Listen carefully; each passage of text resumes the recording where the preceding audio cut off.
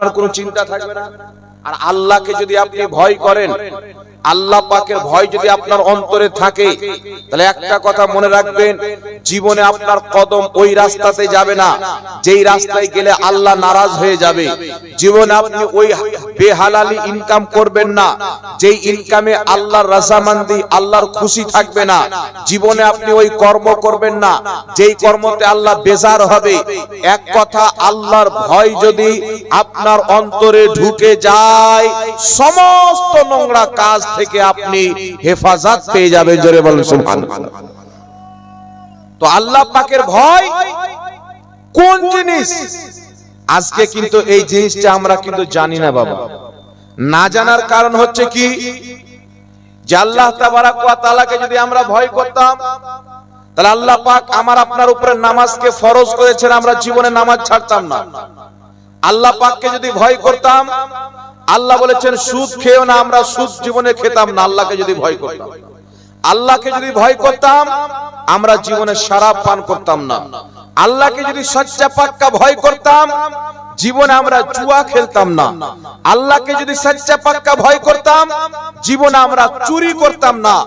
আজ আমাদের মধ্যে চুরি পাওয়া যায়, আজ আমাদের মধ্যে শরাব পান করনেওয়ালা পাওয়া যায়, আজ আমাদের মধ্যে সুদখোর পাওয়া যায়, আজ আমাদের মধ্যে বেনামাজি পাওয়া যায়। এইগুলো পাওয়া যাওয়ার কারণ হচ্ছে আমরা নামে আল্লাহকে ভয় করি, প্রকৃতভাবে আল্লাহকে ভয় করতে পারি না। আসলে আল্লাহর ভয় আমাদের অন্তরে বসেনি। যদি আল্লাহর ভয় অন্তরে বসে যেত, তাহলে আমরা জীবনে দুনিয়া ত্যাগ করে দিতাম, কিন্তু আল্লাহর ফরজ করা না, নামাজ ছাড়তাম না, রোজা থাকতাম না। কি বলেন বাবা? আল্লাহ বলছেন ইকামিস সালাত, নামাজ কায়েম করো। আল্লাহ বলছেন ওয়াল্লাযীনা আমানু ওয়া আমিলুস সলিহাতি ফি রাউযাতিল জান্নাহ। আল্লাহ বলছে হে ঈমানদার, যেই ব্যক্তি নেক আমল করে ঈমান নিয়ে দুনিয়া থেকে যায়, ভালো কর্ম করে যায়, আল্লাহ বলছেন ফি রাউযাতিল জান্নাহ, তারা জান্নাতের বাগানে থাকে। জোরে বলেন সুবহানাল্লাহ।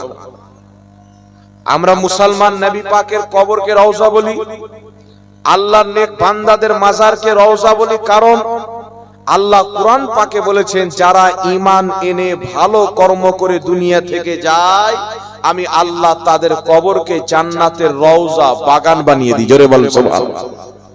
এই জন্য তাদের কবরকে রওজা বলা হয়। নবী পাক সাল্লাল্লাহু আলাইহি সাল্লাম বলেন, তিরমিজি শরীফের হাদিস, যখন কোন ব্যক্তি নেক আমল করে ভালো কর্ম করে দুনিয়া থেকে বিদায় নেয়, আল্লাহ তাআলা তার কবরকে জান্নাতের রওজা বানিয়ে দেয়, বাগান বানিয়ে দেয়। আর যখন কোন ব্যক্তি পাপ কাজ করে, গুনাহের কাজ করে, বেঈমান হয়ে কুফরি করে দুনিয়া থেকে যায়, আল্লাহ পাক তার কবরকে জাহান্নামের টুকরা বানিয়ে দেয়। তো কবর শুধু মাটির নয় বাবা, আমাদের তো মাটি খুঁড়ে কবর তৈরি করা হয়, কিন্তু আমাদের আমল যদি ভালো থাকে, ওই মাটির কবরকে জান্নাতের বাগান বানিয়ে দেয়। জোরে বলেন সুবহানাল্লাহ। আপনার আমল একটি মাটির ঘরকে জান্নাতের টুকরা করতে পারে, আপনার আমল জাহান্নামের টুকরা করতে পারে। আপনার আমল যদি নবী মুস্তাফার সুন্নাত মোতাবেক হয়ে যায়, আপনার মাটির কবরকে আল্লাহ জান্নাতের বাগান বানিয়ে দিবে। আর আপনার আমল যদি নবী মুস্তাফার বিরুদ্ধে হয়ে যায়, আপনার কবরকে কিন্তু আল্লাহ জাহান্নামের টুকরা বানিয়ে দিবে। তাহলে এটা শুধু মাটি থাকবে বাবা? মাটির কবরকে জান্নাতের বাগান আমরা বানাতে চাই কি চাই না? একটু জোরে বলেন, কথা বলতে হবে, একটু জোরে বলেন। দু একটি কথা শুনে না বলেন, তারপর আপনাদেরকে কিছু ঈমানের কথা বলবো। কারণ মুসলমানের সবচাইতে মূল্যবান সম্পদ হচ্ছে ঈমান। আর আজ মুসলমানদের ঈমানকে নিয়ে ছিনিমিনি খেলা হচ্ছে। বাজারে দোকানে ঈমানের চোর। আমার আপনার নবী সাল্লাল্লাহু আলাইহি ওয়াসাল্লাম বলেছেন, কিয়ামতের পূর্বে এমন একটি জামানা আসবে, সকালবেলা মানুষ ঈমানদার থাকবে, বিকালবেলা কাফির হয়ে যাবে। মানে চায়ের দোকানে ঈমানের চোর, রাস্তাতে ঈমানের চোর, মসজিদে ঈমানের চোর, বাজারে ঈমানের চোর, জালসাতে ঈমানের চোর। ঈমানের চোরের কমি থাকবে না। আর সে বলবে না যে আমি তোমার ঈমান চুরি করতে এসেছি, সে বলবে আমি তোমার ঈমানের হিফাজত করতে এসেছি। আর এই হিফাজতের নামে আপনার ঈমান চুরি করে নিয়ে চলে যাবে। নবী পাক সাল্লাল্লাহু আলাইহি সাল্লাম বলেন, কিয়ামতের পূর্বে আগুনের গোলা হাতে ধরা সহজ হবে, কিন্তু ঈমান বাঁচানো সহজ নয়। এই এমন পরিস্থিতি বাবা, বড় বড় মাদ্রাসা খোলা হয়েছে এই দুনিয়ার মাটিতে। আমরা মনে করি এই মাদ্রাসায় কোরআন পড়া হয়, হাদিস পড়া হয়। মাদ্রাসা যার হোক না কেন, কোরআন হাদিসও পড়ানো হয়। তো এই মাদ্রাসায় দান দাও, এই মাদ্রাসায় ছেলেকে পড়তে দাও। কিন্তু কিছু মাদ্রাসা আছে যে মাদ্রাসায় আপনার ছেলেকে ঈমান চুরি করার সিস্টেম শিখিয়ে দেয়। আর কিছু মাদ্রাসা আছে যেই মাদ্রাসায় আপনার ছেলেকে ঈমান বাঁচানোর রাস্তা শিখিয়ে দেয়। যেই মাদ্রাসায় আপনি সন্তান দিলে আপনার ছেলেকে শেখানো হয় রাসূল করিম সাল্লাল্লাহু আলাইহি ওয়াসাল্লামের ব্যাপারে। তিনি একজন আমাদের মতনই সাধারণ সিম্পল মানুষ ছিলেন। তিনি, আমরাও মায়ের পেট থেকে এসেছি, তিনিও মায়ের পেট থেকে এসেছেন। যেই মাদ্রাসায় আপনার ছেলেকে শেখানো হবে, আমাদের নবী লেখাপড়া জানতেন না, যেই মাদ্রাসায় শেখানো হবে নবীর সম্মান বড় ভাইয়ের সমতুল্য করতে হবে, যেই মাদ্রাসায় শেখানো হবে কিয়ামতে নবী তোমার কোনো উপকার করতে পারবে না, এই মাদ্রাসায় বাচ্চা দিলে আপনার বাচ্চাকে ঈমান চোর মৌলবি বানাবে।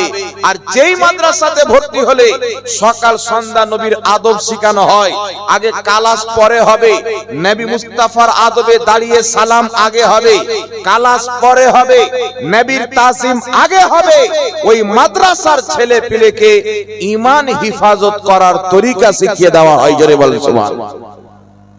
এরকম মাদ্রাসা নাই বাবা।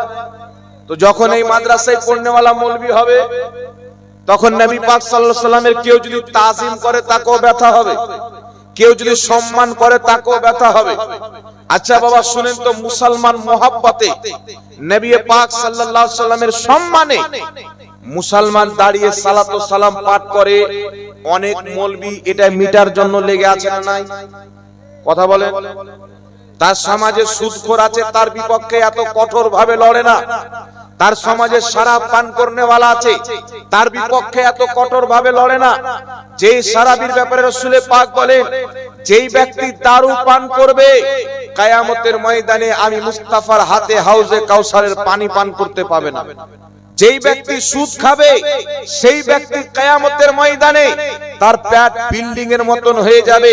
বড় বড় সাপ, বড় বড় বিচ্ছাতু, জাহান্নামের পোকা তার পেটের মধ্যে ভরে দেওয়া হবে। তার পেটে দংশন করবে, সে ছটফট ছটফট করতে থাকবে। যেই ব্যক্তি আপনার জুয়া খেলবে কিয়ামতের ময়দানে জাহান্নামের আগুনে লিপ্ত থাকবে। এদের ব্যাপারে তাদের কোনো কমেন্ট পাওয়া যায় না। কিন্তু যদি কোনো ব্যক্তি নবী পাককে দাঁড়িয়ে সালাম দিয়ে দেয়, ডাইরেক্ট টিকিট দিয়ে দেয় তুমি জাহান্নামী, মনে হচ্ছে জাহান্নামটা ওর আব্বা তৈরি করেছে। এরকম আছে না নাই বাবা? আর মানুষকে সমাজে এমন বানিয়ে দিচ্ছে, কিছু লোক দেখতে পাওয়া যায় ফজরের নামাজ হয়ে গেল আপনাদের এই ডোমকলের মসজিদে, ফজরের নামাজ পর মানুষ মুহাব্বতে রাসূল পাককে দাঁড়িয়ে সালাতু সালাম দিবে, সালাতু সালাম দিবে। কিছু মানুষের ব্রেনে বিষ ঘুলে দেওয়া হয়েছে, যেমন শয়তান আজান শুনলে পালায়, এ নবীর তাজিম দেখলে পালায়। এরকম লোক আছে না নাই বাবা সমাজে? পালানোওয়ালা নাই? এই বিষ কে ঘুলেছে? এই বিষ মানুষের মধ্যে ঘোলা হয়েছে। মানুষকে শিক্ষা দেওয়া হয় দাঁড়িয়ে সালাম দিলে জাহান্নামে চলে যাবে, মিলাদুন নবী পালন করলে জাহান্নামে চলে যাবে, নবীর নাম শুনে চুমুন দিলে জাহান্নামে চলে যাবে। আমি আপনাকে একটা কথা বলতে চাই, একটি কথা মনে রাখবেন, আপনার নামাজ থাকতে পারে, রোজা থাকতে পারে, মাদ্রাসা থাকতে পারে, বিদ্যা থাকতে পারে, কোরআনের হাফিজ হতে পারেন, হাদিস মুখস্থ জানতে পারেন, কিন্তু যদি আপনার অন্তরে রাসূল পাকের সচ্চা পাক্কা মুহাব্বত না থাকে, আদব না থাকে, আপনার নামাজের কোনো মূল্য নাই, আপনার হাদিস জানার কোনো মূল্য নাই, আপনার বিদ্যার কোনো মূল্য নাই। এক কথা, যার অন্তরে রাসূল পাকের আদব নাই, ওই ব্যক্তি যতই নামাজ পড়ুক মুসলমান হতে পারে না। জোরে বলেন সুবহানাল্লাহ। এই বার্তা আল্লাহ কোরআন পাকে দিয়েছেন। আপনি পবিত্র কোরআন খুলেন, আল্লাহ তাবারাক ওয়া তাআলা পবিত্র কোরআনুল কারীমে একটি ঘটনা উল্লেখ করেছেন ইবলিস শয়তানের। আল্লাহ তাবারাক ওয়া তাআলার ইবাদত ইবলিস শয়তান 6 কোটি বছর করেছিল। করেছিল কি করেনি বাবা? কত বছর করেছিল? 6 কোটি বছর। ইবলিস আল্লাহর ইবাদত করলো, সাজদা করলো, তার সাজদাগুলি জমিনে বিছিয়ে দিত, রায়ের দানা রাখার জায়গা পাওয়া যাবে না। এত বড় সাজদাকারী, ইবাদতকারী, তাসবিহ তাহলিলকারী, আল্লাহর জিকির আজকার করনেওয়ালা, ফেরেশতাদের শিক্ষকতা করনেওয়ালা, ফেরেশতাকে পড়ানে वाला, তারপর চলে আসেন আল্লাহ পাকের আরশের হাজারো বছর তাওয়াফ করনে वाला। আল্লাহ তাবারাক ওয়া তাআলা তার প্রত্যেকটা ইবাদত কবুল করেছিলেন কি করেননি বাবা? কথা বলেন। ইবলিসের 6 কোটি বছর ইবাদত সব কবুল। আল্লাহ জান্নাত দিয়ে দিলেন, ইবলিস যখন চাও জান্নাত যাও, যখন চাও বেরিয়ে চলে এসো। এত পাওয়ারফুল ফেরেশতাকে পড়ানে वाला। যেই ব্যক্তি 7 আসমানের উপরে ফেরেশতাদেরকে পড়ায়, ওই ব্যক্তির মোকাবেলা মদিনায় পড়নে वाला করতে পারবে, মক্কায় পড়নে वाला করতে পারবে, মিশরে পড়নে वाला করতে পারবে? পারবে না। 6 কোটি বছর যেই ব্যক্তি ইবাদত করেছেন, ওই ব্যক্তিকে আজকে ইবাদত করে পারবে না। কারণ আমাদের বয়স হচ্ছে 60 বছর, 100 বছর, আর তাকে আল্লাহ কোটি কোটি বছর বয়স দান করেন। এত ইবাদত করে চলো সব কবুল। আল্লাহ পাক বললেন উসজুদু লি আদম, আদমকে সাজদা করো, তার নবী আদম নবীকে সাজদা করো, তার তাজিম করো। ওই সাজদা ইবাদতের ছিল না, ওই সাজদা ছিল তাজিমের।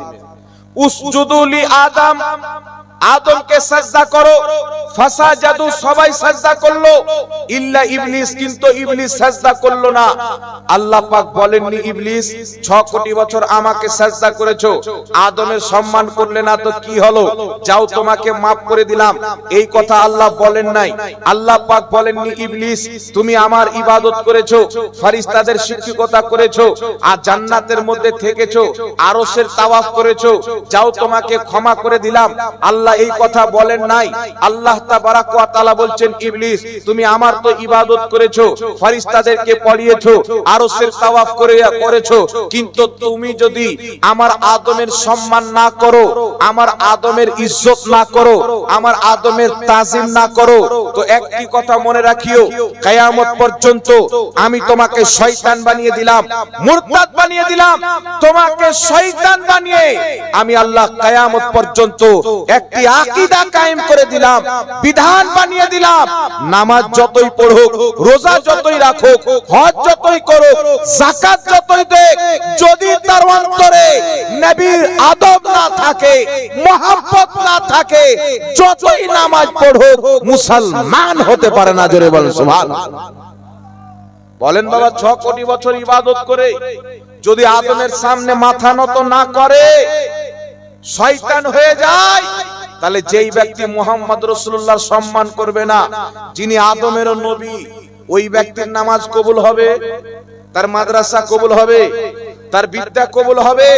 শয়তানের চাইতে বেশি বিদ্যা রাখনে वाला, আরে কে মদিনায় পড়নে वाला, কে মক্কায় পড়নে वाला? ফেরেশতাদেরকে 7 আকাশের উপরে পড়ানে वाला ইবলিস আদমের সামনে ঝুঁকলো না, আল্লাহ তাকে শয়তান বানিয়ে দিলেন।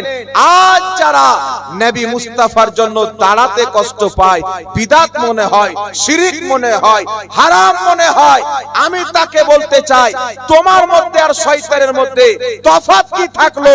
শয়তান ঝুঁকতে রাজি ছিল না, আর তুমি উঠতে রাজি না। কি বলেন বাবা? শয়তান ঝুঁকতে চাচ্ছিল না, উঠে নামাজ পড়তে চাচ্ছিল না। 6 কোটি বছর ইবাদত করেছে আল্লাহ, তুমি আরো যত হায়াত দিবে তোমার ইবাদত করবে। ও তো সবে রাজি, আল্লাহর ইবাদত করবে রাজি, তাওয়াফ করবে আরশের রাজি, ইবাদতে কোনো কমতি নাই, কিন্তু আদমের সামনে ঝুঁকবো না। এইরকম কিছু ক্যাটাগরির লোক সমাজে পাওয়া যায়, নামাজ পড়বো 5 ওয়াক্তের, কপালে ঘাটটা ফেলে দেবো, কোনো সমস্যা নাই, কিন্তু বলে নবীর সম্মানে আমরা দাঁড়িয়ে একবার সালাত ও সালাম পাঠ করি, এমন ভাবে ইনকার করে যেমন ইবলিস পূর্বে ইনকার করেছে। তাহলে আমার আপনার মধ্যে ইবলিসের চরিত্র কেন থাকবে? আমাদের মধ্যে চরিত্র থাকবে সাহাবায়ে কেরামে, আমাদের মধ্যে চরিত্র থাকবে ওই সাহাবা যারা নবীর মহব্বতে চোখ বন্ধ করে নিজের গর্দান কাটিয়ে জীবন দিয়ে দিয়েছেন। জোরে বলেন সুবহানাল্লাহ। সাহাবার ইতিহাস পড়েন, সাহাবার তারিখ পড়েন, তারা রাসূলের কায়নাতের মহব্বতে নিজের জীবন দিয়ে দিয়েছেন। কিন্তু আজকে বিরাদর ইসলাম কত রকমের ছলনা করা হয়, কত রকমের বাহানা করা হয়, এই নবী বলা যাবে না, বলে কি বলেন না বাবা? কিছু মার্কেটের লোক বেরিয়েছে, দেখবেন ইদানিং বাংলাদেশে একটা মৌলবি বেরিয়েছে, আর আমাদের ভারতের মাটিতে কয়েকটা মৌলবি বেরিয়েছেন। এরা মানুষকে বলতে চায় যদি আপনি ইয়া আইয়ুহান নবী বলেন, তাহলে আর অর্থ হবে হে সম্মানিত নবী। আর যদি ইয়া নবী বলেন তাহলে নবীকে অপমান করা হলো, বলে কি বল না বাবা? আচ্ছা আপনারা বলেন তো ইয়া আইয়ুহান নবী এর অর্থ যদি হয় হে সম্মানিত নবী, তাহলে ইয়া আইয়ুহাল কাফিরুন এর অর্থ কি হবে? হে সম্মানিত কাফির। না কি বলেন? এ মাতাল বক্তাকে কে বুঝাবে?